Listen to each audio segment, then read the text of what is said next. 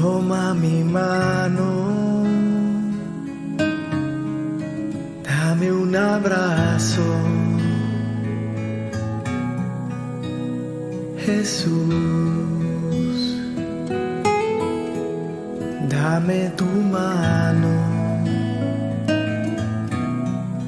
toma mi mano, dame un abrazo, Jesús. Guíame, tú tienes la dirección. Tómame, te entrego todo el control de a dónde voy. Y es fácil si tú me llevas de tu mano. Guíame.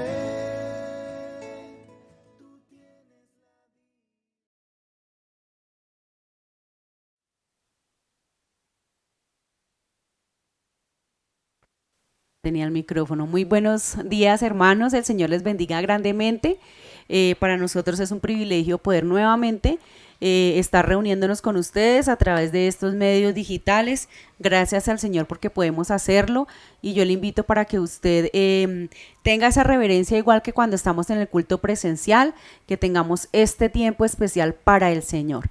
Que esté usted allí con su familia, con quien le esté acompañando, o si usted está solo, también que tenga este tiempo donde usted se pueda sentar frente a la pantalla con su Biblia, con todo su corazón y su ser dispuesto para rendirle el culto al Señor de una manera que a Él le agrade. Entonces esa es la invitación, y siempre me gusta recordar de vez en cuando nuestra misión, que es hacer discípulos por medio de la palabra para que vivan y den la vida obedeciendo y enseñando la voluntad de Dios, que es Jesús. En Jesús encontramos toda la voluntad de Dios. Y quiero que comencemos este culto conforme a la palabra de Jesús cuando nos dijo cómo debíamos orar. Entonces, que empecemos orando el Padre Nuestro, entendiendo que para nosotros no ha sido una vana repetición, sino que hemos encontrado en cada frase del Padre Nuestro la voluntad de Dios allí revelada, y por eso la oramos iniciando cada culto, entendiendo que allí está la voluntad de Dios. Entonces, ore conmigo el Padre Nuestro. Padre nuestro que estás en los cielos, santificado sea tu nombre. Venga a nosotros tu reino, hágase tu voluntad como en el cielo, así también en la tierra. El pan nuestro de cada día dánoslo hoy, y perdona nuestras deudas como también nosotros perdonamos a nuestros deudores. Y no nos metas en tentación, mas líbranos del mal, porque tuyo es el reino, el poder y la gloria por todos los siglos. Amén. Padre, venimos delante de tu altar dándote muchas gracias por cada hermano, por cada hermana, por cada familia que está allí frente a su pantalla con ese corazón dispuesto a rendirte el culto que tú mereces, rendirte la adoración y estar estos minutos contigo dándote las gracias y honrándote por lo maravilloso que tú eres para con cada uno de nosotros, por la gracia que tú has tenido para con nosotros y habernos rescatado de la muerte eterna. Nosotros queremos adorar tu nombre y bendecirte. Queremos venir ante ti, ante tu presencia con acción de gracias, con alabanza. Queremos venir delante de ti con nuestro corazón dispuesto, Señor, con ese corazón tal vez lastimado, algunos que tienen sus cuerpos enfermos, Señor. Te pedimos que tu Espíritu Santo esté ministrando a cada vida, a cada familia, que tú estés tocando nuestros corazones para que en el día de hoy no solamente te demos alabanza, sino también que tengamos ese corazón dispuesto a recibir tu palabra para ponerla por obra. Señor, perdónanos cuando no hemos hecho lo bueno delante de tus ojos. Perdónanos porque en muchos momentos de nuestra vida no hemos obedecido tu santo mandamiento, no hemos tenido la fe que tú quisieras que nosotros tuviéramos. Así que te rogamos, Señor, que nos ayudes para que nuestra vida cada día se acerque más a ti, a tu palabra, para poder obedecerla, ponerla por obra. Señor, ministra a cada familia, a cada niño, a cada niña, a cada persona que está allí con nosotros conectados, Señor. Obra en su necesidad y obra en nosotros como iglesia, Señor, como la iglesia que tú quieres que nosotros seamos, que podamos ser la iglesia que tú anhelas, una iglesia, Señor, que vivifique tu nombre, que dé honra a tu nombre. Y te rogamos que tú recibas este culto que nosotros hemos preparado con nuestro corazón para ti, Señor, que tú puedas deleitarte con cada una de las alabanzas y de las oraciones que hacemos para ti. Glorifícate, Señor, te lo rogamos y te pedimos que tú ministres a cada vida que se conecta y que tal vez no ha escuchado o no ha entendido tu palabra y el porqué de seguirte a ti. Señor, toca su corazón para que pueda entender las verdades del Evangelio y pueda acudir a ti confiadamente, Señor, porque tú no rechazas a nadie, sino que tú estás dispuesto a entrar a cada corazón y hacerle una nueva criatura. Gracias, Señor, te damos y ponemos en tu presencia este tiempo, en el nombre de Jesús. Amén y amén. Le invito para que esté con toda disposición rindiendo estas alabanzas que hemos preparado y que esté allí junto con su familia orando y entendiendo cada frase de estas alabanzas para el Señor.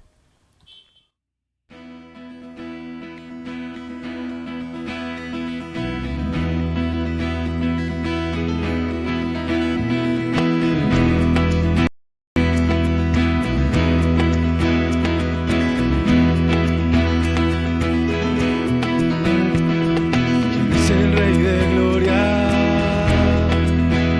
de poder y majestad, el sabio sin medida. Él es el Rey de amor y paz. Mi espíritu anhela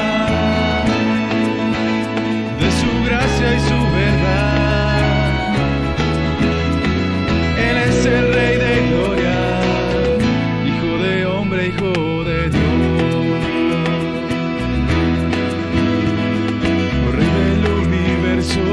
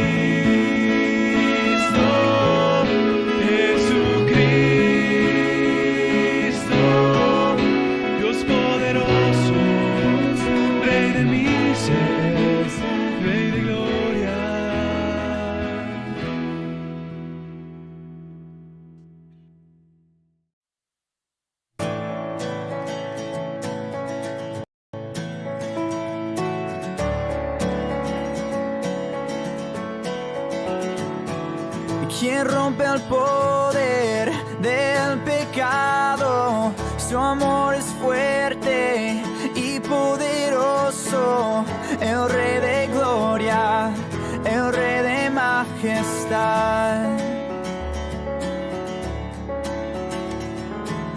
Conmueve el mundo con su estruendo y nos asombra con maravillas. El Rey de gloria, el Rey de majestad. Gracias sublime es, perfecto es tu amor. Tomaste mi lugar, cargaste tú mi cruz, tu vida diste ahí, y ahora libre soy. Oh, Jesús, te adoro por lo que hiciste en mí.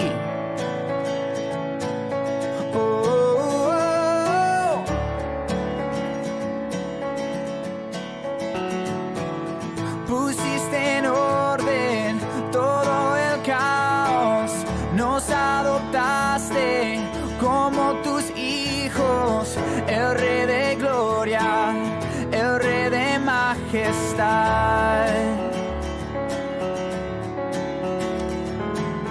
El que gobierna con su justicia y resplandece con su belleza, el Rey de gloria, el Rey de majestad. Oh, gracias sublime es, perfecto es tu amor. Tomaste mi lugar,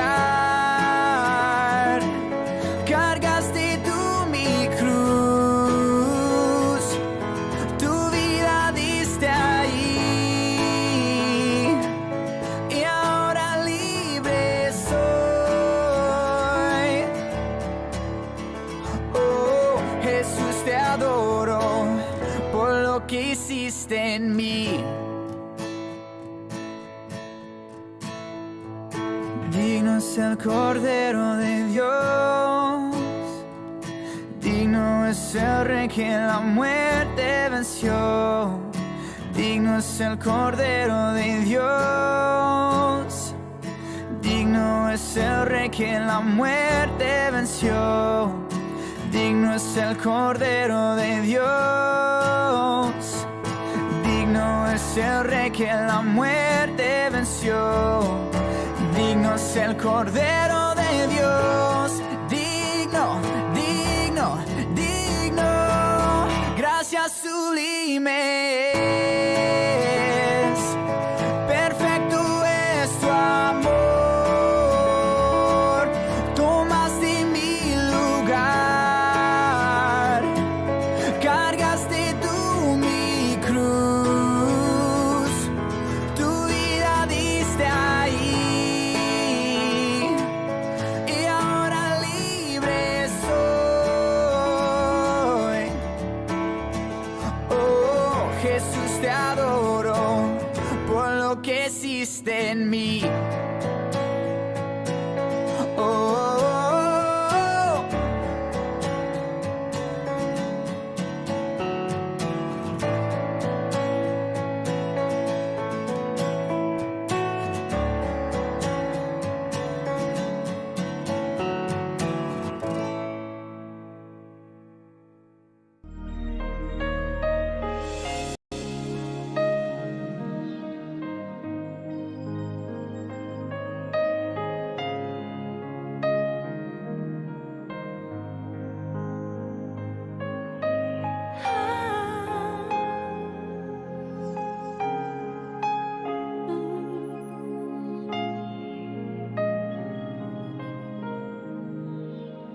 Gracias por la cruz, oh Dios, el precio que pagaste por mí, llevando mi pecado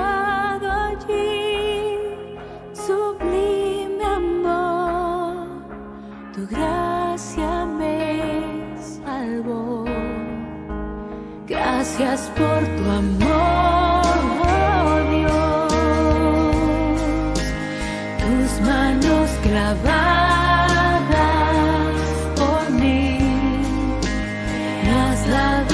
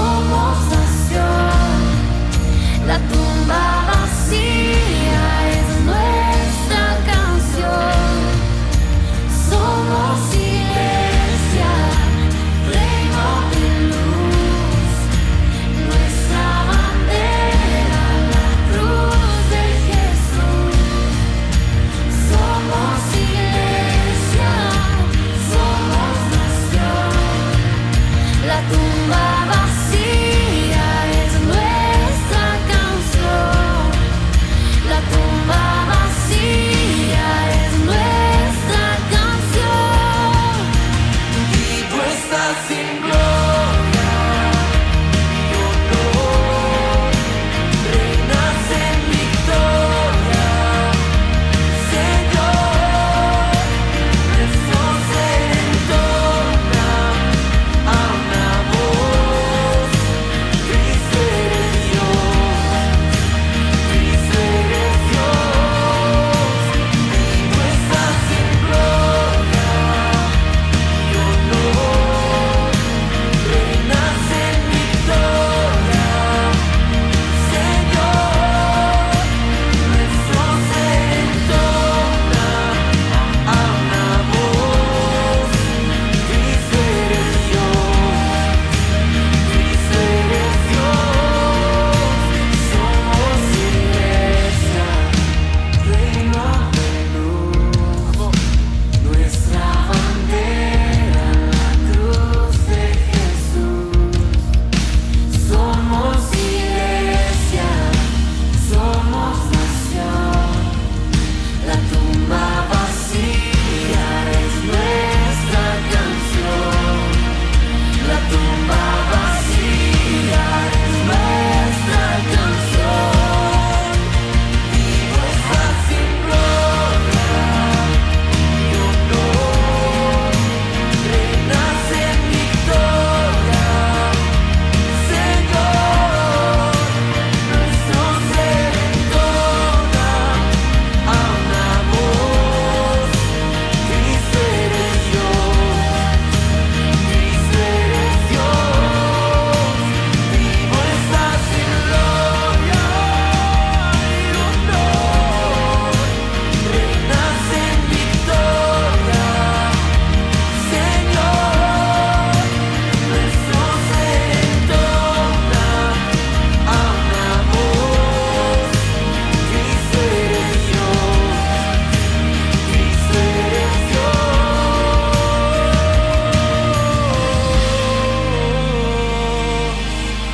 Tú eres Dios.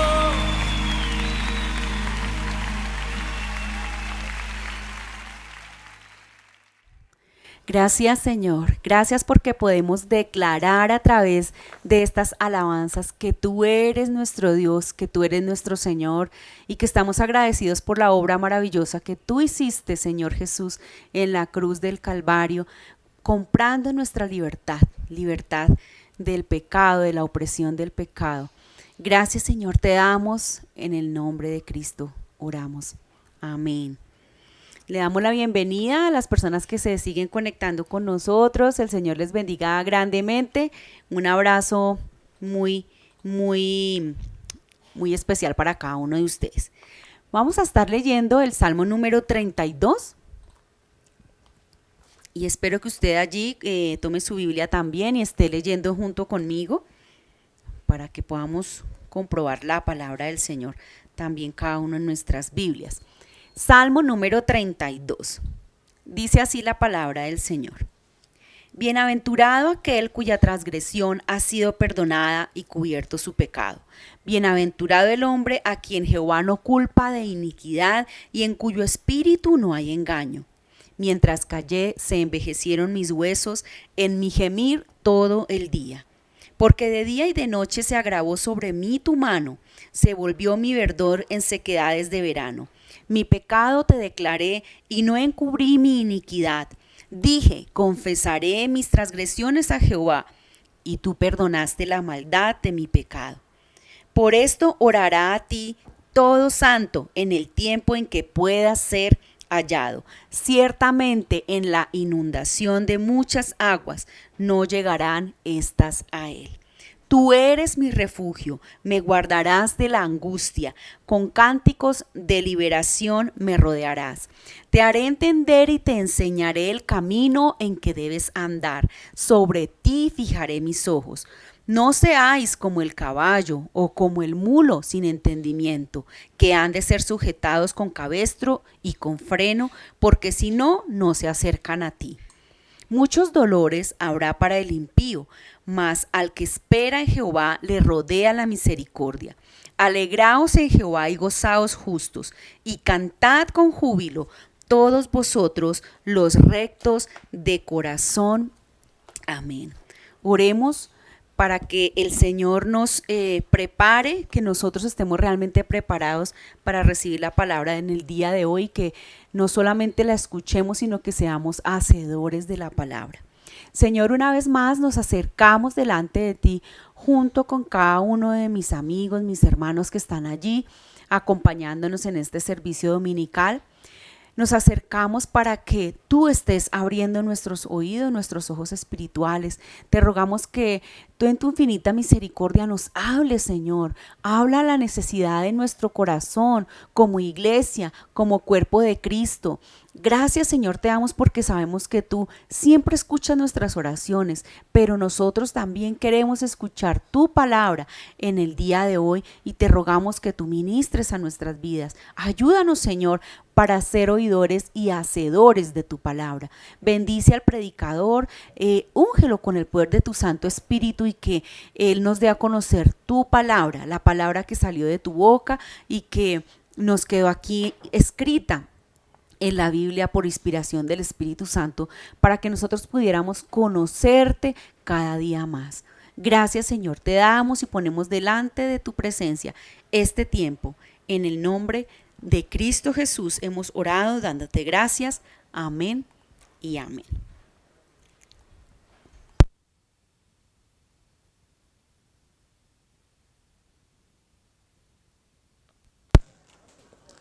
Buenos días, bienvenidos a nuestra cita dominical. Es un gozo para nosotros estar de nuevo compartiendo con todos ustedes este día, el Día del Señor, en el que nos reunimos, en el que celebramos esta victoria de Jesucristo, como lo cantábamos ahorita, por medio de la cruz, por medio de esta muestra maravillosa de amor. Nosotros podemos ahora reunirnos, estar juntos en un solo nombre, en un solo espíritu y adorar su nombre. Entonces le damos la bienvenida a todos los que se conectan desde Bogotá, desde Villa de Leyva, desde Sáchicas, de aquí desde Tunja, desde Sotaquirá, bueno, desde el lugar que usted se conecte, bienvenido.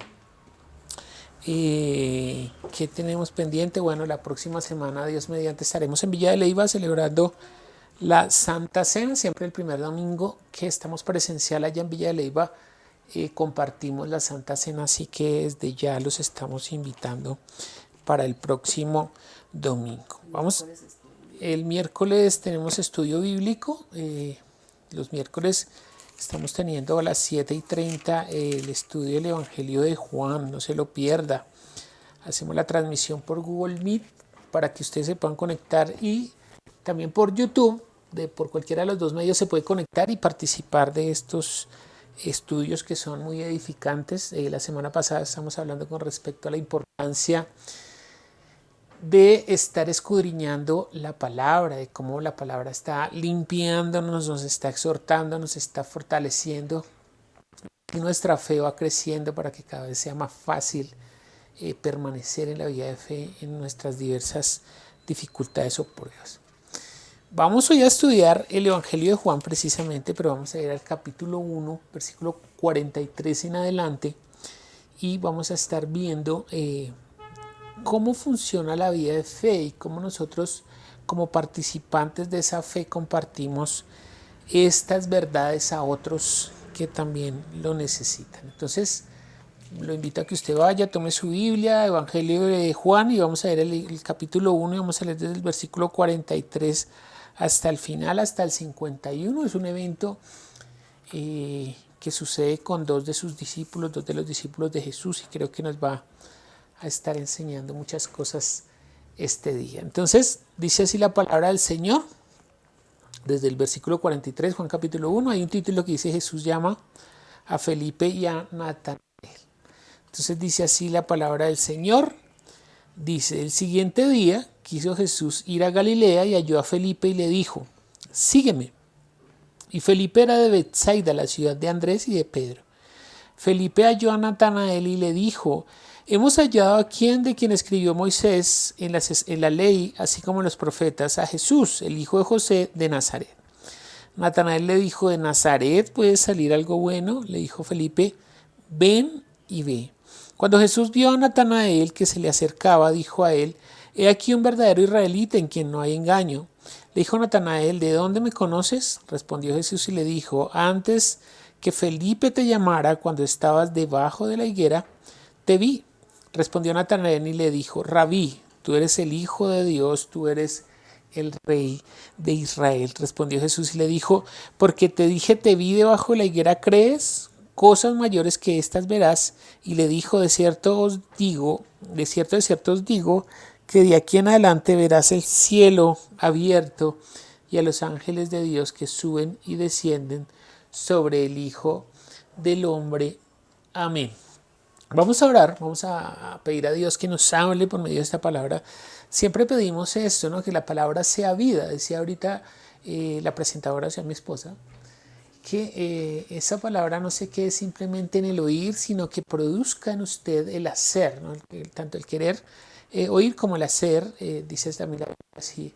No solamente que sea una doctrina, una enseñanza que se queda solamente en letra, que pasa, como decían las profesoras en el colegio, en primaria, que entra por un oído y le sale por el otro, sino que entra, produce en usted y no sale por el otro oído, sino que sale por su boca como unos ríos de agua viva. Entonces oremos pidiéndole al Señor que eso suceda en nosotros. Y si no ha sucedido en usted, pídalo. Pídale: Señor, transfórmame, guíame y llena mi ser. Da vida espiritual a mi espíritu muerto, y Él lo hará cuando nosotros nos acercamos en arrepentimiento, reconociendo quién es Él. Él puede hacer grandes cosas en nosotros. Le dice Jesús a uno de sus discípulos: para el hombre es imposible muchas cosas, pero para Dios todo es posible. Entonces oremos al Señor, que está. ¿No se escucha duro? Me están diciendo que no se escucha. Hola, ahí. Voy a bajarlo un poquito. Ahí, hola, hola. Derechito es así. Hola, hola, hola. Bueno, entonces oremos. Aquí me estaban corrigiendo. El sonido estaba como muy bajito. Entonces espero que ustedes ya han escuchado. Entonces oremos a Dios, pidámosle por esta palabra. Padre Celestial, nosotros nos rendimos delante de ti en esta mañana. Clamamos para que tú obres por medio de tu Espíritu Santo en nosotros, que seas tú convenciendo nuestro espíritu de pecado, de justicia y de juicio, y que nosotros nos vamos a acercar a ti reconociendo quién eres tú y la necesidad que nosotros tenemos siempre de ti. Obra con poder, que esta palabra sea penetrando hasta lo más profundo, rompiendo toda, Señor, toda falsedad, toda doctrina que sea contraria a ti, que nosotros nos vamos a acercar, como dices tú en tu palabra, confiadamente delante de ti, llamarte Padre nuestro. Obra con poder, envía tu palabra, Señor, sobre los que nos han pedido por sanidad, que seas tú obrando, sanando, quitando, Señor, todo yugo, Señor, que ha querido venir a dañar, a menoscabar nuestra fe, que seas tú rompiendo toda atadura, toda obra de la oscuridad, toda obra de Satanás, Señor, que quiere dañar nuestra relación contigo, que nos quiere apartar de ti, Señor. En esta mañana sea tu palabra obrando y tu espíritu con poder, para que nosotros podamos recibir esta palabra como lo que es la palabra de vida que salió de tu boca. Te lo pedimos en el nombre de Jesús. Amén y amén.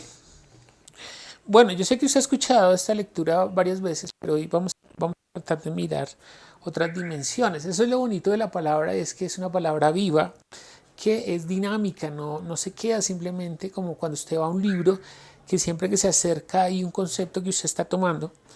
Por eso, como consejo, usted no debería rayar la Biblia. A veces uno raya la palabra, no raya la Biblia y le coloca al lado algo con lo que usted lo pueda asociar. Eso es como canalizar la palabra y no permitir que hable en otras dimensiones. Porque cada vez que usted se acerca a la palabra y usted cada vez que escucha, por ejemplo, una porción bíblica que es predicada de un lugar a otro, pues Dios le va a hablar de diversas maneras. Yo espero que hoy le hable de otra manera, en otra dimensión, y que usted pueda ser edificado. Y antes de entrar en esta reflexión, pues yo le quiero contar una historia de un abogado que trabajaba en las cárceles. Entonces él entra un día a la cárcel con su camisa, con su traje bien bonito, con su camisa blanca impecable, con una corbata muy llamativa, con unos lentes muy costosos, bien peinado, con un sombrero como el de Rin Rin Renacuajo, con unos zapatos bien ilustrados y con su maletín pues debajo del brazo lleno de papeles ahí.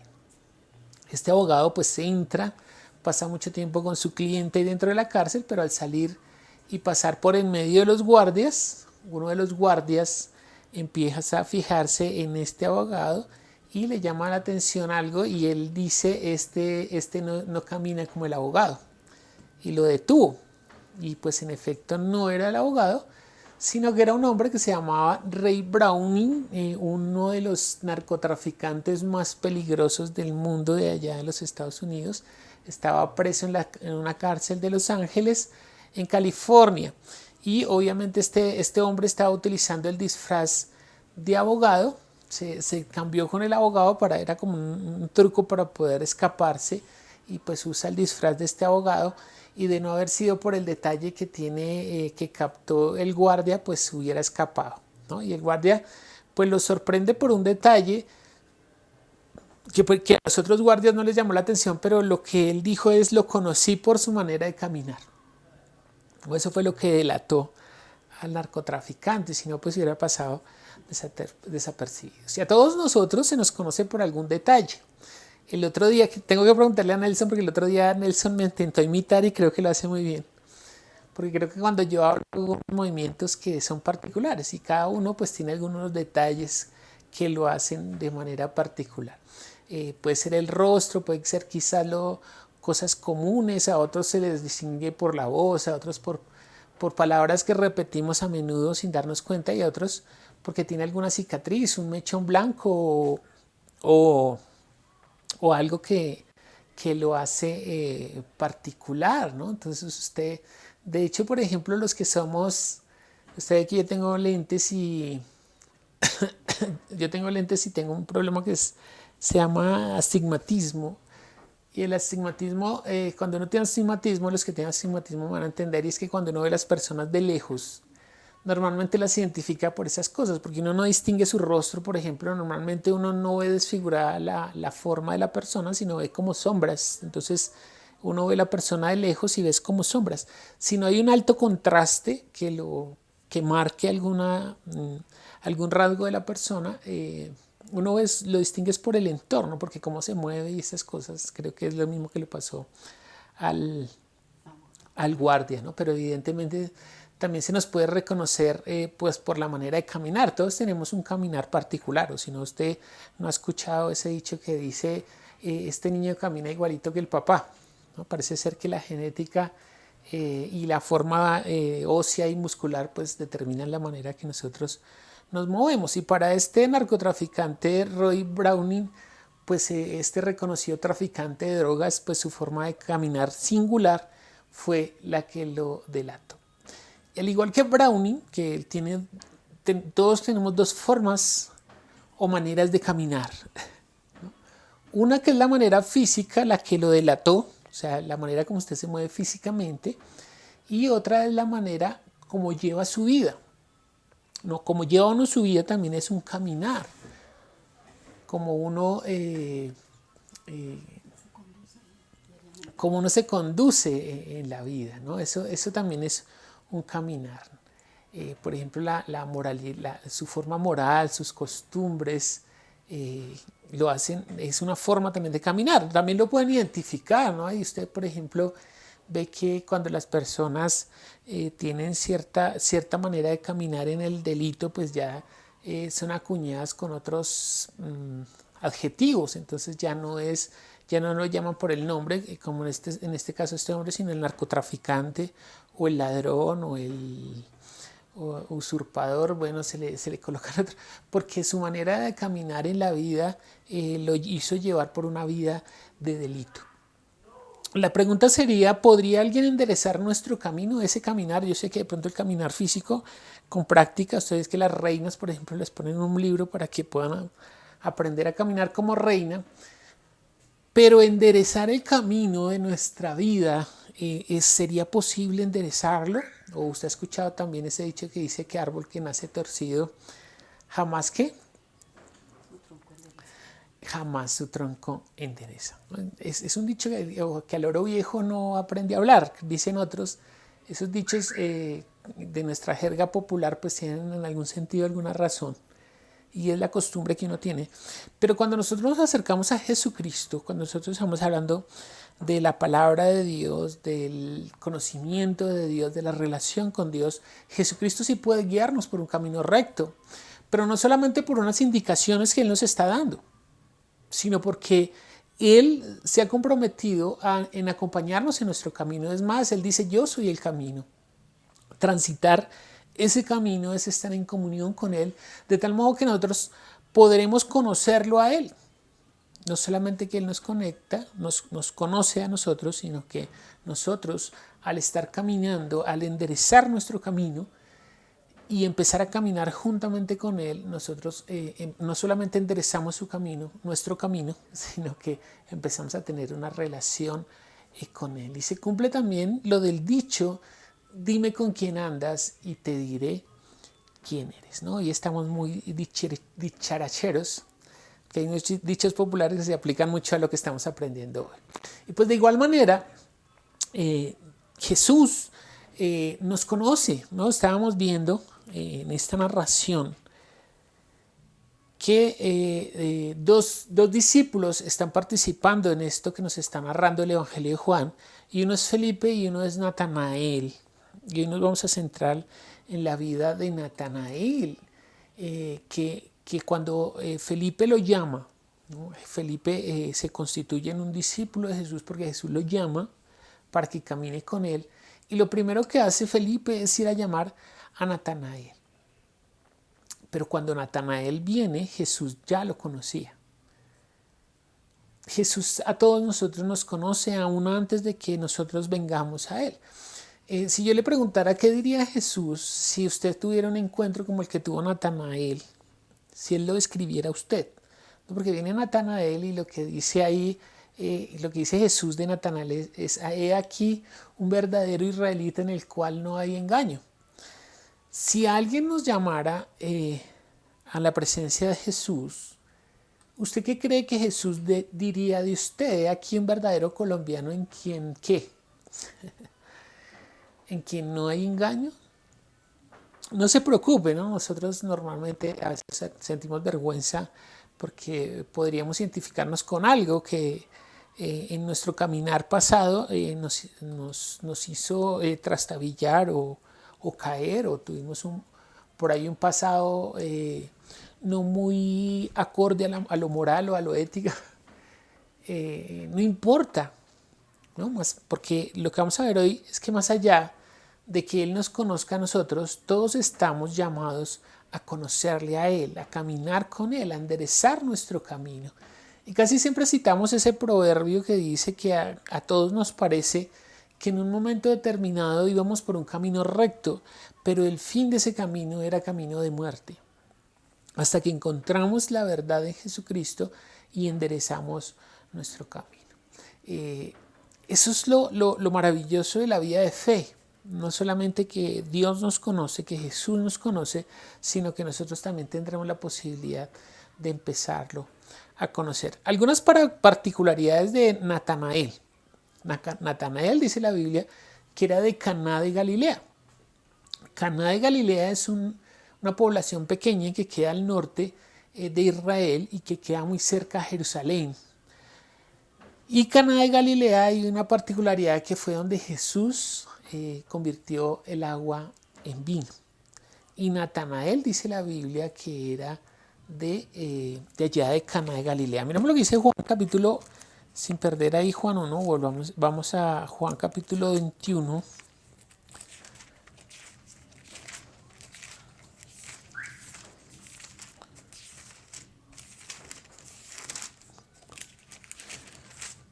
Bueno, Juan capítulo 21, versículo 2 dice, estaban juntos Simón Pedro.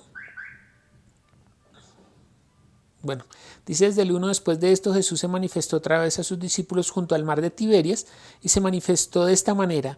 Estaban juntos Simón Pedro, Tomás llamado el Dídimo, Natanael el de Caná de Galilea, los hijos de Zebedeo y otros dos de sus discípulos. Simón Pedro les dijo, voy a pescar. Ellos dijeron, vamos también nosotros. Bueno, y ahí está mencionando que dentro de los discípulos de Jesús había uno que se llamaba Natanael y que este hombre era de Caná de Galilea. Entonces, como les decía, Natanael conoce no solamente su población que es Caná, sino que conoce también Nazaret. No pierda de vista esto porque ahorita vamos a ver algo que él va a manifestar con respecto a lo que le dice Felipe. Pero ¿qué pasó con Natanael? Vamos a adelantarnos un poquito. Sí, la Biblia ahí en Juan capítulo 21 menciona a Natanael, pero no volvemos a escuchar mucho de él. No sé si usted ha leído la Biblia, pues Natanael no se menciona mucho. O qué pasaría con este discípulo. Pero para eso vamos a ir a Mateo, para saber más o menos qué pasó con él. Mateo capítulo 10, vamos a leer versículo 2. Mateo capítulo 10, versículo 2. Dice: los nombres de los 12 apóstoles son estos. Se supone que estos son los discípulos de Jesús que empezaron apostolado. Y los menciona aquí Mateo. Dice, los nombres de los 12 apóstoles son: primero Simón, llamado Pedro, Andrés su hermano, Jacobo, hijo de Zebedeo, y Juan, su hermano, Felipe, Bartolomé, Tomás, Mateo el publicano, Jacobo, hijo de Alfeo, Lebeo por sobrenombre Tadeo, Simón el cananista y Judas Iscariote, el que también lo entregó. Fíjense que no menciona a Natanael. ¿Por qué no lo menciona? Porque este Natanael es el mismo Bartolomé. No sé si sabía eso. Entonces, muchas veces la Biblia no lo va a llamar como Nicodemo, sino como Bartolomé. Por eso cuando usted, Natanael, sino como Bartolomé, por eso usted en la Biblia más adelante lo va a encontrar, es como Bartolomé, y a Bartolomé sí lo menciona un poco más. No, ese es la misma persona que Natanael mencionaba en el Evangelio de Juan. Y en los Hechos de los Apóstoles también lo mencionan a él cuando viene el Espíritu, cuando va a venir el Espíritu sobre ellos. Fíjese que también estaba él con ellos. Hechos capítulo 1, versículo 13 dice: y entrados subieron al aposento alto donde moraban Pedro y Jacobo, Juan, Andrés, Felipe, Tomás, Bartolomé, Mateo, Jacobo, hijo de Alfeo, Simón el celote y Judas, hermano de Jacobo. Entonces, este Natanael es ese mismo Bartolomé que estaba en Pentecostés y el cual va a mencionar después más adelante. Esta historia de Natanael pues nos sugiere varias reflexiones, entre otras que en nuestra relación con Jesús no debemos contentarnos solamente con las palabras. Y ahorita vamos a ver por qué, ¿no? La relación con Jesús no nos debemos contentar solamente con lo que oímos de Jesús. Algo que también podemos reflexionar de Natanael es que un verdadero discípulo es quien permanece en las enseñanzas de Jesús. Fíjese que Natanael, ahorita vamos a ver cómo fue su proceso iniciar con Jesús, pero fíjese que él va a permanecer, después va a ser llamado al apostolado, después va a ser bautizado por el Espíritu Santo, va a ser lleno del Espíritu Santo en Pentecostés. Entonces un discípulo que ha permanecido. Lo mismo que Natanael, que es un israelita, pues que es cuidadoso de comprobar las escrituras, ¿no? Esta parte es muy importante y es lo que Jesús está exaltando de Natanael. Y mire lo que dice Hechos capítulo 17, porque Jesús va a hacer esa exaltación de Natanael. Y me estoy adelantando a la prédica, por lo que dice también en Hechos capítulo 17. Mire lo que dice Hechos capítulo 17, versículo 10 y 11. Dice: esto es una narración que está sucediendo de Pablo y Silas en Berea. Entonces dice: inmediatamente los hermanos enviaron de noche a Pablo y a Silas hasta Berea, y ellos, habiendo llegado, entraron en la sinagoga de los judíos. Y estos eran más nobles que los que estaban en Tesalónica, pues recibieron la palabra con toda su solicitud, escudriñando cada día las escrituras para ver si estas cosas eran así. Fíjense que cuando Pablo y Silas llegan a Berea, la escritura dice que estos de Berea eran más nobles que los que estaban en Tesalónica, porque cuando Pablo o Silas le predicaban o le testificaban de algo, ellos inmediatamente iban a las escrituras y miraban si lo que Pablo y Silas estaban diciendo era conforme a las escrituras. Muy importante, fíjense que aquí el libro de los Hechos nos está ratificando algo que nosotros recomendamos mucho o que hemos recomendado mucho desde el púlpito, y es tener un pensamiento crítico con respecto a la palabra de Dios, con respecto a cómo se está predicando y con respecto a qué es lo que se está enseñando, y si lo que se está enseñando y lo que se está predicando es conforme a lo que Jesús nos ha enseñado. Y lo exalta, aquí la Biblia dice que eran más nobles los de Berea. Por eso usted ve que muchos de los seminarios bíblicos, de las academias bíblicas donde se enseña teología, muchos se llaman Berea, ¿no? Precisamente por esta razón.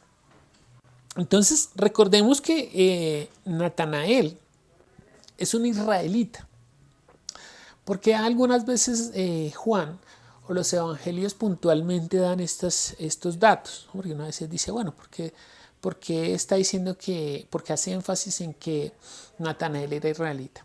Pues se acuerda que nosotros hace como 15 días vimos la implicación que tenía ser israelita o ser del norte de Galilea, porque se consideraba que estas personas que vivían al norte eran extranjeros, eran samaritanos, eran perros, bueno, tenían les daban unos atributos, los acuñaban con términos despectivos o peyorativos, porque se acuerdan que cuando ellos se fueron cautivos se mezclaron con otras culturas, con las naciones, recibieron ese paganismo de muchas naciones, de naciones paganas, y introdujeron dioses ajenos, bueno, todas estas cosas, y por eso los del sur, que es los que conocemos como los judíos, pues los despreciaban un poco. Entonces llamarlo israelita era considerarlo así, extranjero. Pero fíjense que aunque él era del norte y era extranjero y era israelita, pues era un hombre que era estudioso de las escrituras y sabía o entendía que el Mesías no podría venir de Nazaret, por dos razones a saber. La primera es que él es vecino de Nazaret, porque Caná queda cerca a Nazaret, ¿no? Es como cuando uno vive en un barrio y el barrio cercano es feito. Entonces uno le dicen, oiga, de allá va a venir el Mesías, y dice, ¿cómo puede venir el Mesías? ¿No? Como usted vivir ahí cerca bueno, cuando existía el Bronx o la calle del Cartucho, que usted viviera por ahí cerca, entonces usted dijera, vea, del Bronx, esté conociendo cuál es el Bronx, no, esa calle del Cartucho, que de ahí saliera alguien que fuera un influenciador espiritual o alguien que prometió Dios que vendría, pues usted como que no cree mucho que viniera de ahí. Entonces, primero por eso, y segundo, porque él, que aunque es israelita, conoce las escrituras, sabía que la profecía decía que el Mesías no iba a venir de Nazaret. No hay una gran confusión con respecto a Nazaret. De hecho, a Jesús en muchas ocasiones la Biblia lo llaman Jesús de Nazaret. ¿Por qué? Porque se crió allá. No fue criado allá en Nazaret, para que se cumpliera también la escritura.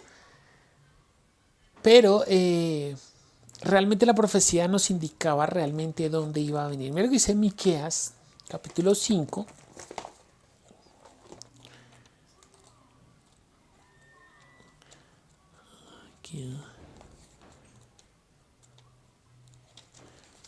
Aquí donde está, yo no lo veo. Aquí. Miqueas capítulo 5, versículo 2. Es un profeta que nos está indicando dónde habría de nacer el Mesías. ¿Se acuerdan que hemos estado mirando que la escritura da testimonio de Jesús? Es decir, todo el cumplimiento de Jesús en el Nuevo Testamento era algo que ya estaba anunciado en las escrituras. Por eso siempre citamos Juan 5, 39 y 40. Ustedes escudriñan las escrituras pensando que ahí está la vida eterna, pero ellas son las que dan testimonio de mí. No, las escrituras están dando testimonio de él. Aquí está dando testimonio de él, del lugar donde habría de nacer el Mesías.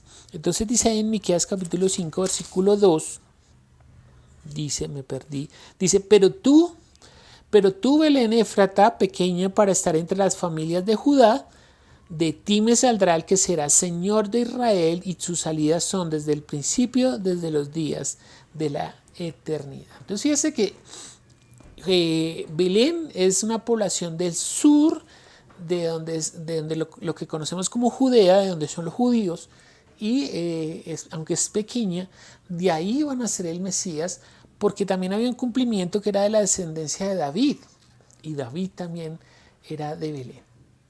Entonces, fíjense que estamos asociando lo que está sucediendo en esta narración que acabamos de leer. Entonces, lo primero es que Jesús llama a Felipe, volvamos otra vez al estudio, a la predicación, en Juan capítulo 1, y lo primero es que Jesús llama a Felipe, y Felipe, después de que conoce a Jesús, porque le dice a Felipe, sígueme, Felipe empieza a seguir a Jesús, y lo primero que hace Felipe, dice que era de Betsaida, de la ciudad donde también eran Andrés y Pedro.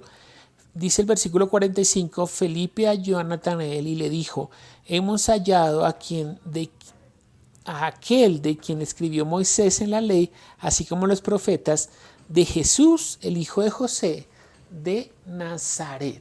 Entonces, fíjense que algo muy importante que está validando Felipe es que la ley de Moisés y los profetas estaban dando testimonio de Jesús. ¿Se acuerda que después lo va a decir Jesús en Lucas capítulo 24?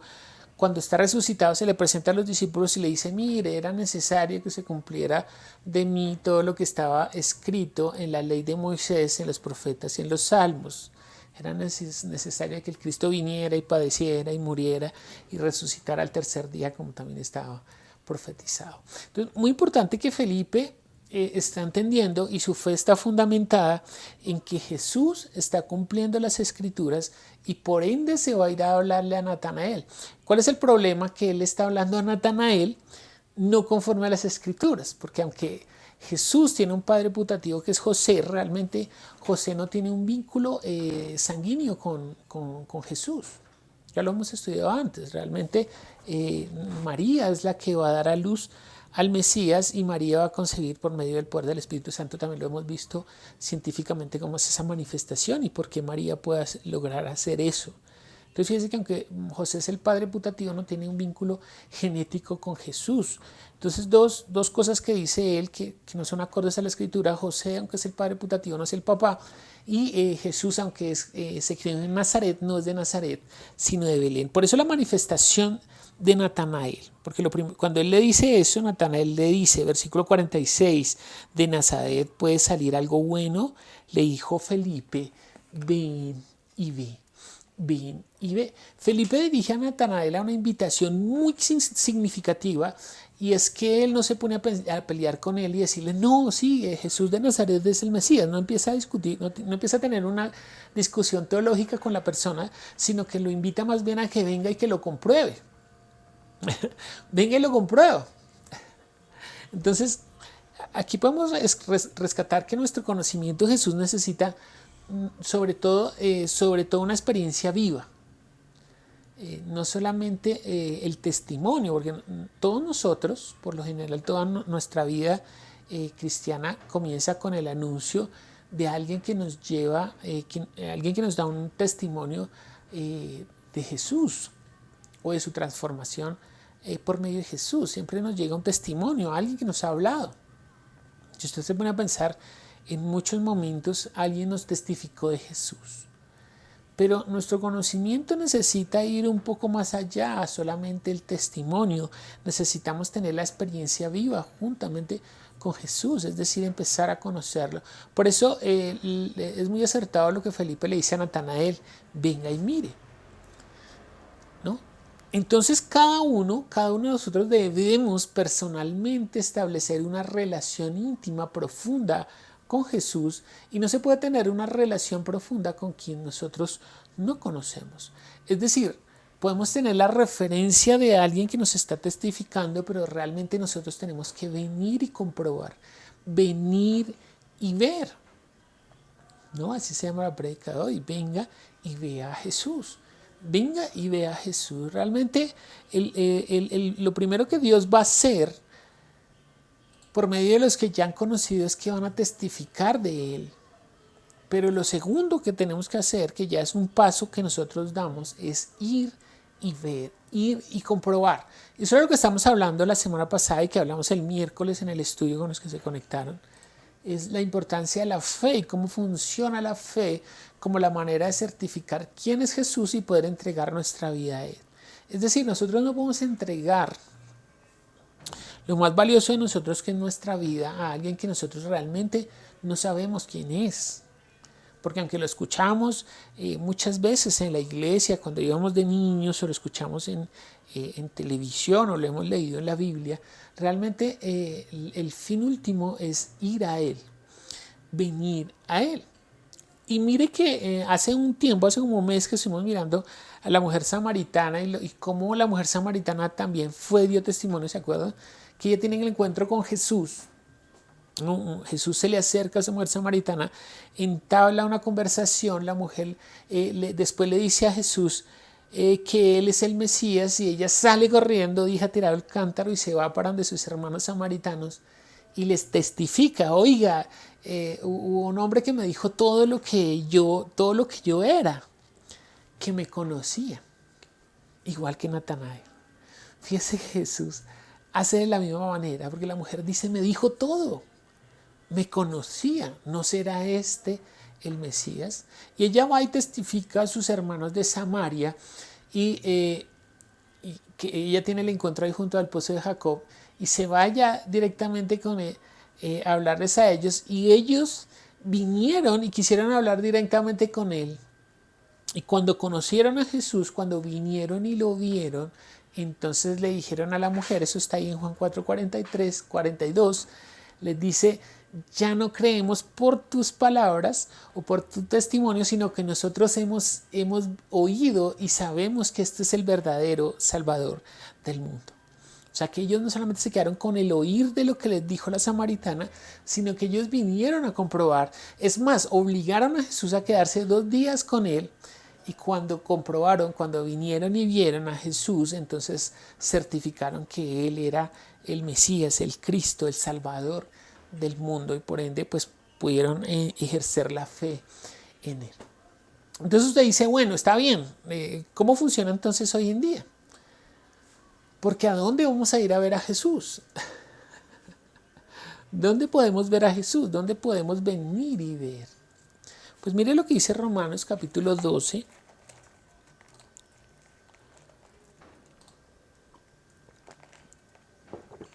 Romanos capítulo 12.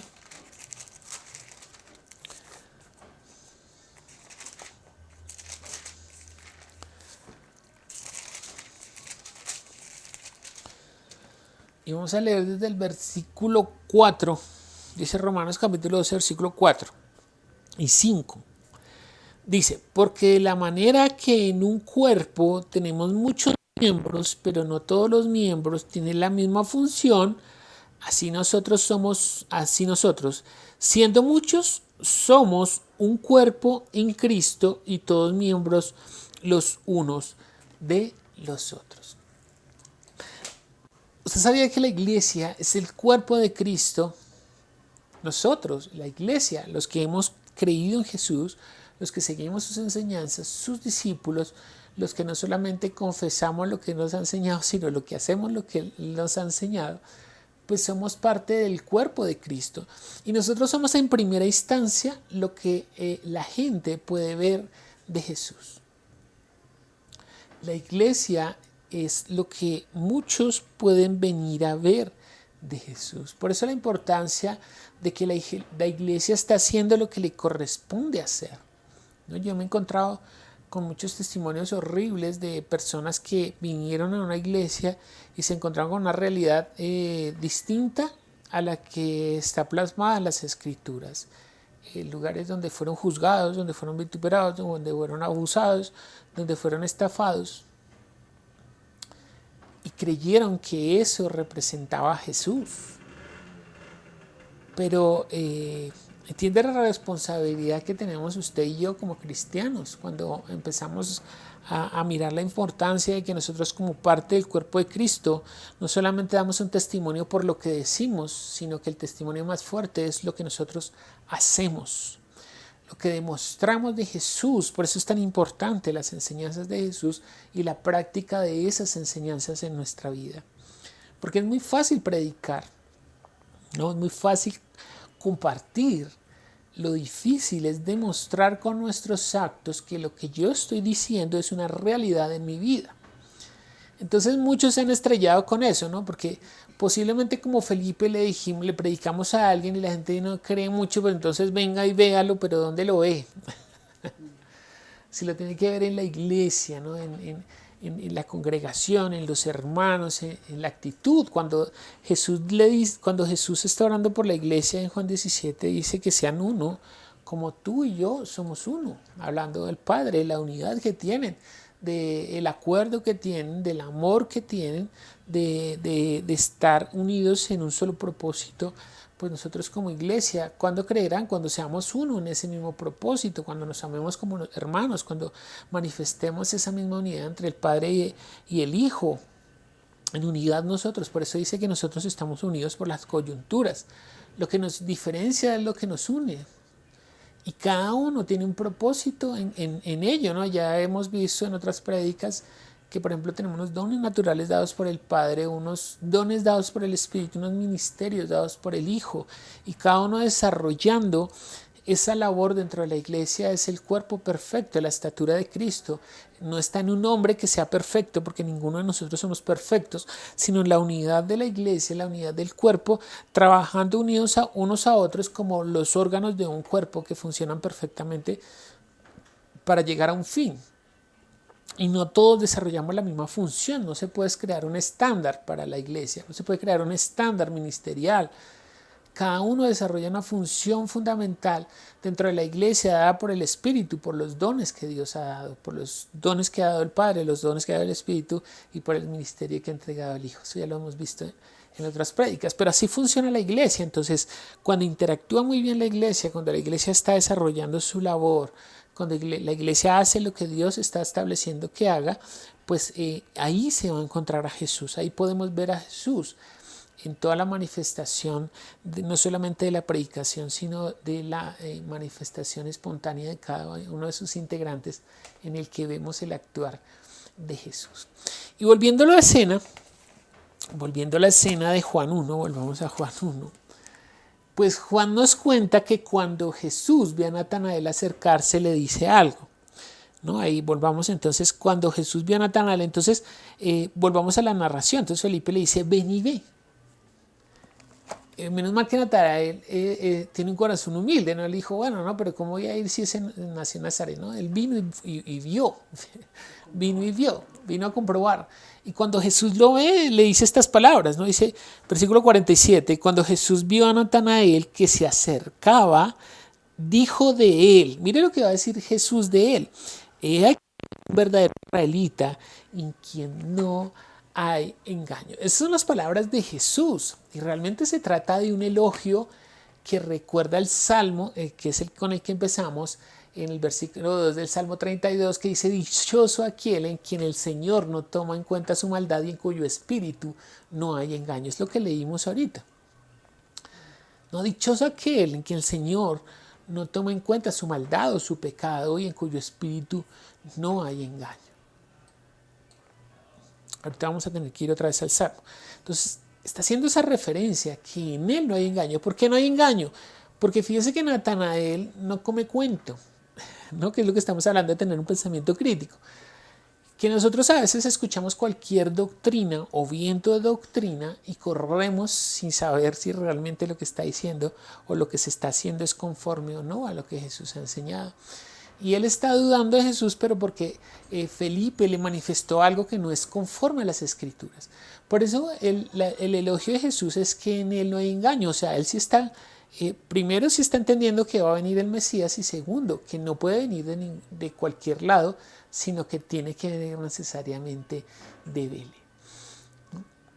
Y la curiosidad de Natanael se manifiesta cuando Jesús le dice lo otro, ¿no? Porque Natanael dice, bueno, pues usted ¿por qué me conoce? ¿No? Como la mujer samaritana, pero usted ¿por qué sabe todo eso? Jesús le empieza a decir a la mujer samaritana cómo es su vida, y la mujer samaritana, cuando se sorprende por qué sabe cosas de él, ella le dice a Jesús, pues a mí me parece que tú eres como profeta, porque me estás contando, ¿no? Parece ser que tú eres profeta, porque me estás mostrando cosas de mi vida que nadie más conocía. Natanael también se siente curiosidad porque Jesús está diciendo que lo conoce a él. Entonces dice el versículo 48, el hijo Natanael, ¿de dónde me conoces? ¿De dónde me conoces? Esa es la pregunta de Natanael. ¿no? ¿Por qué me conoces o de dónde me conoces? Y la respuesta de Jesús no es inmediatamente comprensible para nosotros. Que le dice ahí en la respuesta de Jesús, dice antes, otra vez versículo 48, la respuesta de Jesús es: antes que Felipe te llamara, cuando estabas debajo de la higuera, te vi. La manifestación de Jesús es que antes que Felipe lo llamara, él ya lo conocía. ¿No? Muy importante. ¿Qué es lo que estamos viendo? Antes de que nosotros vengamos a Jesús, Jesús ya nos conoce.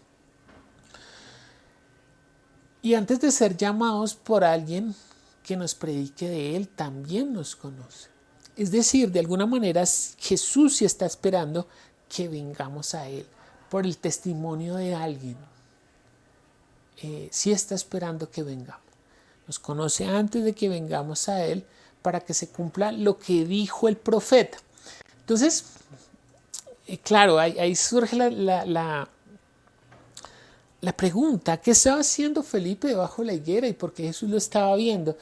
Pues no lo dice mucho la Biblia, no nos explica qué era lo que estaba haciendo, pero sí hay un cumplimiento profético de esto que va a suceder con Natanael, que es muy bonito, que está en Zacarías, capítulo 3, versículo 8 en adelante.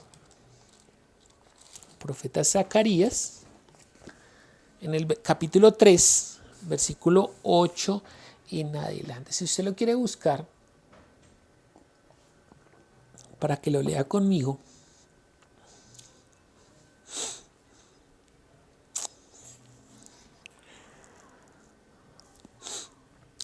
Entonces dice así, versículo 8. Escucha pues ahora, Josué, sumo sacerdote, tú y tus amigos que se sientan delante de ti, porque son varones simbólicos. He aquí yo traigo a mi siervo el renuevo. Aquí hay mucho contenido profético con respecto de Jesús, porque ese nombre Josué es tipo de Jesús, y ese renuevo es lo que nos estaba indicando Isaías, que iba a salir de la raíz de Isaí. ¿Se acuerdan de lo que dice Isaías? De la raíz de Isaí va a venir un renuevo que será el Mesías. Es como un juego de palabras, por eso a veces uno se pierde un poquito. Porque cuando habla de Josué es tipo de Jesús, ¿no? Porque en la transliteración Josué y Jesús, Josué y Yeshua son muy parecidos los nombres. Entonces hay un juego como de palabras en los nombres, pero también hay un nombre en el renuevo que tiene que ver con Nazaret. Es que renuevo, ¿cómo es que ahora se me perdió la palabra? Renuevo en hebreo es netzer, ¿no? Renuevo en hebreo es netzer. ¿Y por qué Jesús iba a ser llamado Nazareno? Porque se creó en Nazaret o Netzeret, en más aproximado el nombre. Es como un juego de palabras, ¿no? De Netzer y Nazaret, y del renuevo quiere decir que era de la raíz de Isaí, porque Isaí es el papá de David, y David es el más pequeñito de la casa de Isaí. Tanto así que el profeta, ¿cuál fue el profeta que llamó a Samuel? El profeta cuando llamó cuando vino a buscar de entre los hijos de Isaí quién era el que iba a ser rey, pues todo se imaginó menos, ni el papá pensaba que era David, ¿no? Porque dice, bueno, pero es que el Señor me dice que ninguno de estos hijos tuyos es el que va a ser rey de Israel. Entonces él se acuerda que tenía uno que está parece ser que es David, que se estaba por ahí guiando las ovejas o pastoreando las ovejas, oficio que también Jesús se va a endilgar como pastor. Entonces lo traen, ese renuevo, esa raíz de Isaí que todo el mundo cree que no, pero que sí es Jesús. Entonces Zacarías también está utilizando ese juego de palabras para referirse a Jesús. Dice, aquí yo traigo a mi siervo el renuevo, porque aquí que aquella piedra que puse delante de Josué, otra referencia a Cristo, que es la roca o la piedra sobre el que se coloca el fundamento, que es Cristo. Dice, sobre esta única piedra hay 7 ojos. He aquí yo grabaré su escultura, dice Jehová de los ejércitos, y quitaré el pecado de la tierra en un día. Y eso es muy hermoso, porque el pecado de la tierra en un día quiere decir que en un día, que es el día de la Pascua, cuando Jesús muere y derrama su sangre, en ese nuevo pacto puede quitar el pecado de la tierra. de quien cree, de quien tiene la fe en esa sangre, es limpiado por esa sangre y es quitado su pecado. Diga si esto no es muy bonito. En aquel día, dice Jehová de los ejércitos, cada uno de vosotros convidará a su compañero debajo de su vid y debajo de su higuera. Esto lo está diciendo el profeta Zacarías, yo no sé, creo que son como 600 años antes de Cristo. Y este evento simbólico, que es que Natanael esté debajo de la higuera y que Felipe lo llame y lo convide, como dice ahí, dice, y cada uno de vosotros convidará a su compañero debajo de su vid, debajo de su higuera. ¿A qué lo va a convidar? Pues a que sus pecados sean limpiados por la sangre del renuevo. Que la sangre en un día le quite su pecado.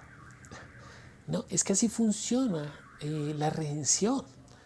Por la fe, cuando usted se acerca a Jesús, es quitado su pecado. Eso es lo que sucede en usted.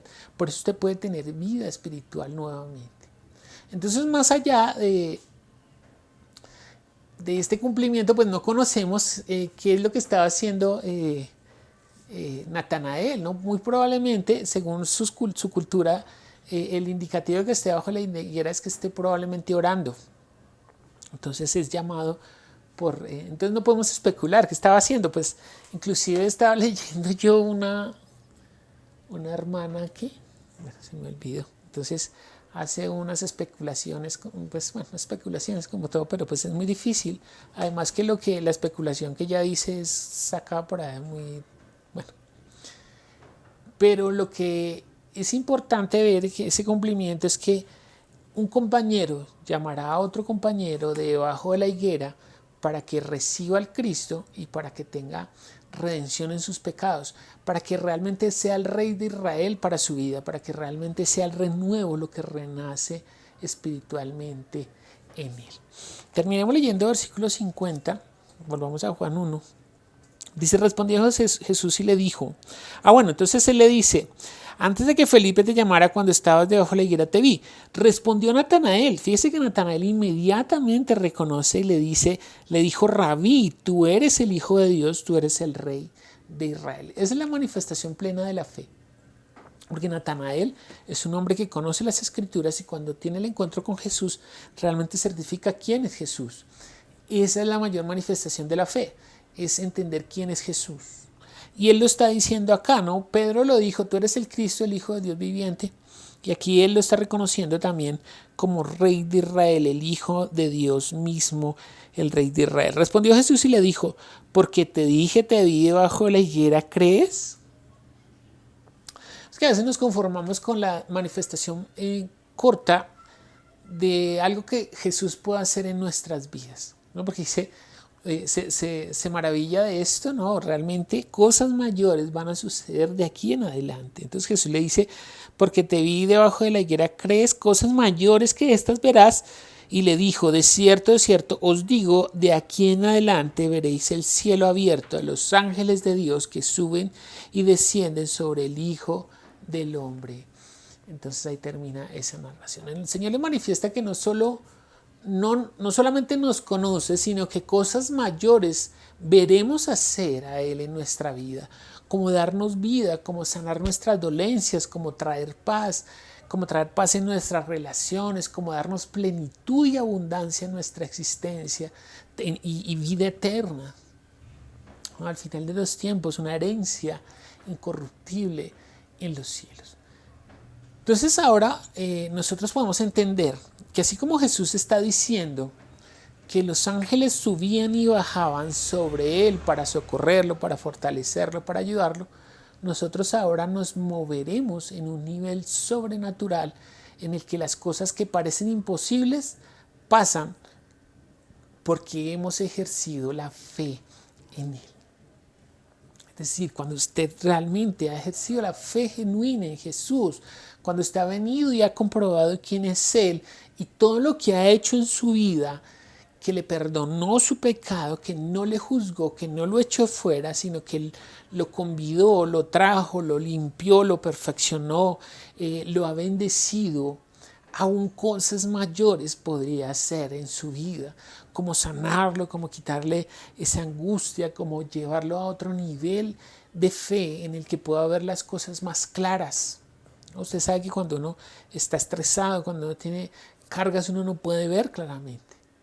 Pero cuando uno puede experimentar esa confianza de quién es Jesús y cuál es el poder que se está manifestando no solamente en Él, sino en nosotros, entonces nosotros podemos andar confiadamente y estar tranquilos en sus promesas y en lo que Él hará en nosotros, ¿no?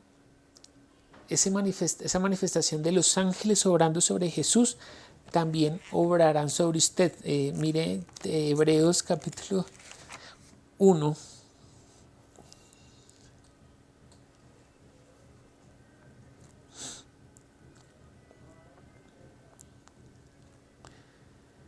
Con respecto a nosotros y los ángeles, porque dice desde el versículo desde el 10 leamos, dice: tú, oh Señor, en el principio fundaste la tierra y los cielos son obra de tus manos. Ellos perecerán, mas tú permaneces, y todos ellos se envejecerán como una vestidura, y como un vestido se envolverán y serán mudados. Pero tú eres el mismo, y tus años no acabarán. Pues a cuál de los ángeles dijo Dios jamás: siéntate a mi diestra hasta que ponga a tus enemigos por estrado de tus pies? ¿No son todos espíritus ministradores enviados para servicio a favor de los que serán herederos de la salvación? ¿Sabía usted que hay ángeles que le están guardando si usted es heredero de la salvación? ¿Qué significa ser heredero de la salvación? Pues que usted realmente ha venido a Jesús, ha escuchado su palabra, ha certificado que Él es el Cristo, que Él es el Mesías, que Él es el Rey de Israel, el que lo puede limpiar, el que lo puede salvar. Y cuando usted es heredero de la salvación, entonces los espíritus ministradores, que son los ángeles, que es de lo que está hablando Hebreos capítulo 1, esos ángeles vendrán para servicio a favor de nosotros, ¿no? Por eso dice: de aquí en adelante veréis a los ángeles, no solamente sirviendo al Hijo, sino que nosotros como herederos de la salvación también seremos dignos de recibir ese servicio por medio de los ángeles. Entonces, por eso hay manifestaciones espirituales que se dan sobre los creyentes. Y por eso, al igual que Jesús, cuando Él oraba y los ángeles venían y lo consolaban, cuando Él oraba y pasaban cosas, cuando Él oraba y las personas se sanaban, cuando Él decía, cuando el hombre le dice: no es necesario que vayas hasta mi casa, sino di la palabra y mi hijo sanará. Entonces Él envía la palabra y son los ángeles los que están haciendo toda esa obra. Después tendremos que mirar un poco más acerca de los espíritus ministradores, o sea, de los ángeles, y cómo funciona el mundo espiritual, y que usted está rodeado de ángeles, que Dios lo está guardando, que Dios está enviando su palabra, que Dios está fortaleciendo su fe, que cuando usted está débil también vienen ángeles y le fortalecen, y que Dios tiene cuidado de nosotros y que cosas mayores hará en cada uno de nosotros. Pero eso dependerá de la fe que nosotros ejerzamos de Él y lo que permitamos que Él haga en nosotros. Entonces, que el Señor les bendiga, que podamos recibir esta palabra ahí como un refrigerio de que Dios nos conoció antes de que nosotros lo conociéramos a Él, que Él envía su palabra, envía a sus testigos para que vengamos a Él, que Él nos está exhortando para que no nos separemos de Él, que como Natanael que es Bartolomé, permanezcamos hasta el fin, seamos llenos del Espíritu Santo y prediquemos también de lo que Él hizo en nosotros a otros. Por eso el Espíritu viene para que usted sea testigo de Él. Entonces oremos, demos gracias a Dios y venga a Él y vea a Jesús. Padre Celestial, nosotros te damos gracias, Señor, en este día por esta palabra que tú nos has dado, por el amor con el que tú has manifestado todo lo que haces y por la paciencia que has tenido con cada uno de nosotros para venir a ti. Porque muchos hemos tardado en venir, pero finalmente vinimos a ti, te conocimos, te vimos la manifestación tuya en nuestro interior, te vimos en la manifestación de otros hermanos que predicaron tu palabra y que manifestaron tu mismo amor sobre nosotros. Ayúdanos a amar como tú lo has hecho, Señor, para que otros puedan verte en nosotros, no solamente en el testimonio de nuestra palabra, sino en las obras que nosotros hacemos, en el amor que nos tenemos, en la manifestación de la unidad de tu nombre como iglesia, Señor. Ayúdanos, siempre, siempre, Señor, a estar pendientes de nuestro deber como creyentes, de la obra que tú estás haciendo que no ha terminado, sino que la estás haciendo por medio de tu iglesia, de tu cuerpo, y que se perfeccionará hasta el fin cuando tú regreses por nosotros. Obra con poder en cada uno de los que aún no tienen la seguridad de que tú seas el Cristo, el Hijo del Dios viviente, de que seas el Rey de Israel, de que solamente han recibido la palabra y han oído de ti, pero no la han certificado, no han venido a ti. Que seas tú obrando, Señor, enviando tu palabra, que por tu Espíritu muchos puedan tener ese convencimiento, que tú los convenzas primeramente del pecado, que lejos de ti estamos en pecado, Señor, y que solamente en ti hay perdón de pecados, como prometía el profeta Zacarías, Señor, que tú viniste para perdonar los pecados en un día, en el día de la salvación, el día que nos acerquemos a ti y confiemos en ti y manifestemos la fe en ti. Ese día será quitado el pecado y nos podremos acercar confiadamente ante ti, que tú prometiste limpiarnos todos los días por tu palabra hasta el fin, y que tú estás con nosotros porque tú lo prometiste. Yo estoy con ustedes hasta el fin, porque en la unidad de la iglesia estás tú, porque tú dijiste: donde están 2 o 3 reunidos en mi nombre, ahí estoy yo. En la iglesia se guarda tu nombre, en la iglesia se guarda tu espíritu, y en la iglesia es que nosotros podamos encontrar tu palabra. Señor, ayúdanos a no desviarnos del camino que tú nos has trazado, Señor. Ayúdanos a identificarnos contigo como lo hicieron con Pedro, porque él pasaba mucho tiempo contigo, Señor, y empezaron a identificar que era uno de los tuyos. Que muchos puedan ver en nosotros que somos tus discípulos, aún sin abrir nuestra boca, Señor. Que muchos nos identifiquen, porque nos estamos pareciendo a ti cada día, porque tú estás trabajando en nuestro carácter, en nuestro ser. Tú nos estás entregando la paz que sobrepasa todo entendimiento, que nuestras cargas ahora fueron transferidas a ti, y que tú nos colocaste un yugo que es liviano y que podemos llevar, y que produce no desespero sino gozo. El servirte a ti, Señor, la plenitud de la existencia de poder servirte como iglesia, como tus hijos, como tus amados, Señor. Entonces, muchas gracias por lo que tú estás haciendo y por lo que harás, porque tú lo dijiste: cosas mayores a estas verán hacer en cada uno de ustedes. Entonces, ayúdanos a ver esa manifestación, ayúdanos a confiar y a saber que tú tienes el control de todas las cosas y que prometiste estar con nosotros hasta el fin, hasta que tú nos llames a tu presencia o hasta que tú vengas por tu iglesia. Obra con poder. Yo pido tu bendición, Señor, en esta mañana sobre cada uno de los que está conectados, sobre la congregación de Villa de Leyva, Señor, a los que han recibido tu palabra ya, a los que han permanecido, a los que quieren seguir conociéndote, Señor, que tú seas colocando aliento, que tú sigas colocando la palabra de vida en nuestros labios para que prediquemos solamente de ti. Entonces bendícelos, envía tu palabra, Señor, envía, Señor, tus ángeles también. Fortalece a los que están débiles en la fe, Señor, y levántalos para tu gloria.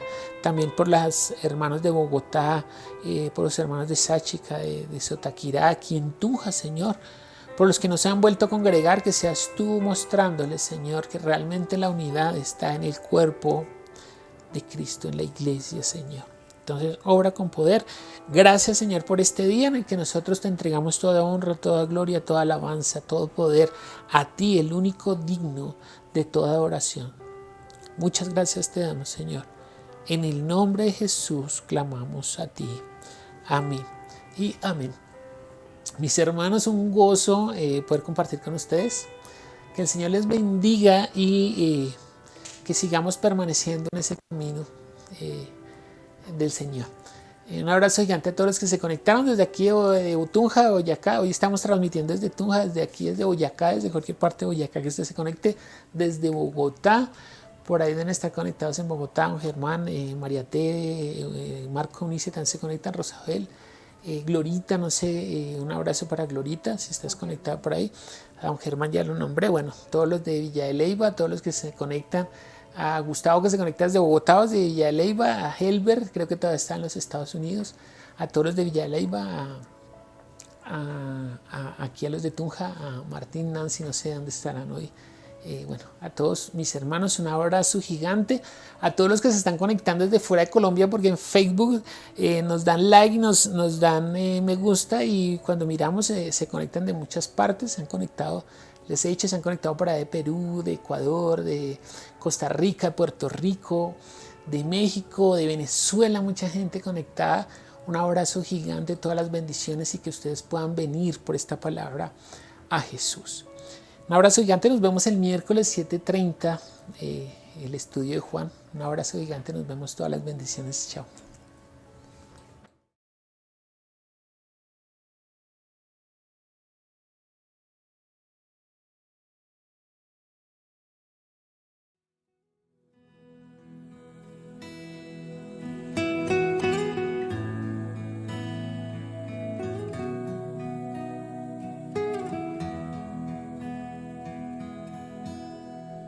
Dame tu mano,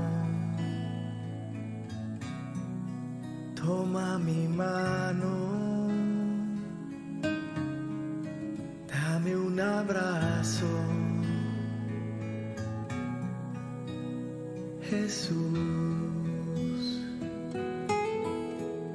Dame tu mano, toma mi mano. Dame un abrazo, Jesús. Guíame, tú tienes la dirección. Tómame, te entrego todo el control de a dónde voy.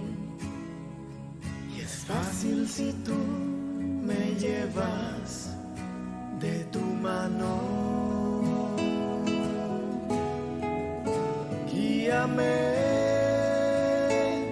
tú tienes la dirección. Tómame, conoces mi corazón y lo que soy. Y es fácil si tú me llevas de tu mano. En este momento, sosténme con tus manos. Dame el abrazo que necesito. Mira mis ojos, porque contigo nada es imposible, mi Jesús. Toma mi vida, hazla de nuevo. Tú mi alfarero, Jesús.